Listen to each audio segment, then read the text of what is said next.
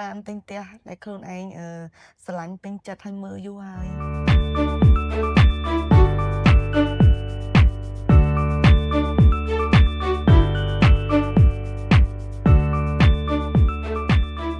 ក៏យើងសម្រេចចិត្តយក LM ព្រោះទី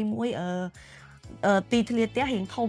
តែសមស្របសម្រាប់ខ្ញុំមានប៉ាម៉ាក់ចាស់ចាស់អញ្ចឹងគុណភាពសំណង់ល្អ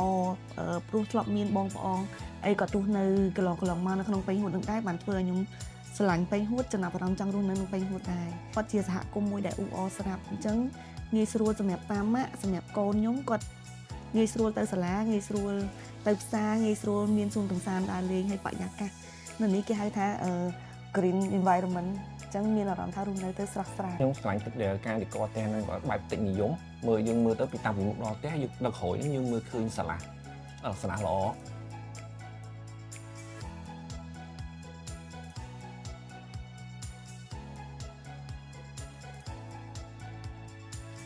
រាប់អតិថិជនដែលគាត់កំពុងតែរកផ្ទះមិនថា